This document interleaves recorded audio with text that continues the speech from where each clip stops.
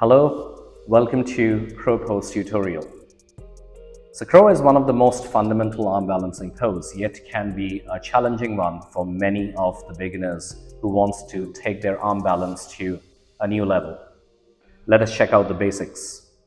So first of all, when we begin, we learn to set the hands. The hands are positioned at the shoulder width distance from each other. Check that when you're pointing the palms forward, you're turning them out slightly so as to keep the index finger facing towards the front. This helps a better wrist loading and a better safety of the wrist as we progress with more advanced arm balances. Now while we start the practice, check that the eye of the elbow is directly facing front. This would help the elbows to bend backward straight rather than having them to flare out. For the next part, we come on the tippy toes. Over here, check that there is a distance of at least 1 feet between the feet and the hands, so that it is more natural for us to have a forward shift. Your knees ideally rest on top of the tricep. The higher it goes, the harder it gets. So I would recommend for beginners, start somewhere closer up above the elbow.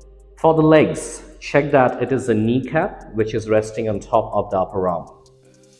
Many students find the inner ridge of the kneecap is easily accessible to get the balance. Perfectly fine. Personally, I like it to keep it on top of the kneecap because this helps me to get into more advanced practices easily, like a one-legged crow. So starting up with the shifting process, resting the knees on top of the upper arm, we first raise the hips higher. Observe my upper back. We do not want to press the chest down. We're going to push down into the floor and round the upper back, just like a cat pose. For the gaze, shift it forward. If we look down, it draws our energy down. Where we look, that's the direction our energy moves. So start to move forwards. Come on the tippy toes. You may lift one leg up, stay there, and then switch.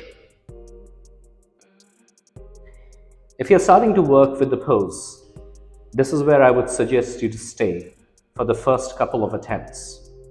Notice that in a crow, my upper arms are almost making a 45 degrees angle. It is not at a 90. So keep up your 45 degrees angle. Another easier way to find that counterbalancing force going forward would be to take a block and step up your feet on the block. This elevates the hips higher naturally, and it begins to get easier to go forward and to find the counterbalancing strength. So shifting forward, my hips are higher. I lift up one foot. Maybe I stay there, or I lift the second leg up. Notice that your navel is constantly drawn in at the same time. It's quite lots of core activation as your knees is resting on top of the upper arm and it goes into a forward shift. Another challenging factor which many students feel is the fear of falling.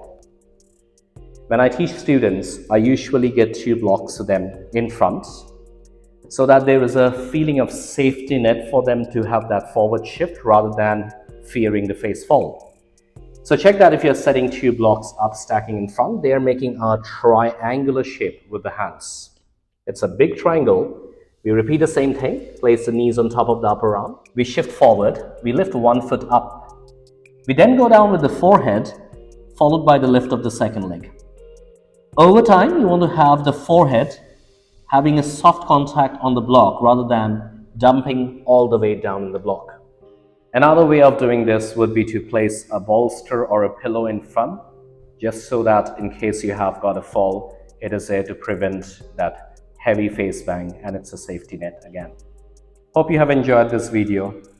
If you did, please hit that like button and subscribe to the channel so that it can help me to make more and more contents like this. Write down in the comment section below on what pose you would like me to break down, and we'll bring it on. Thank you for watching.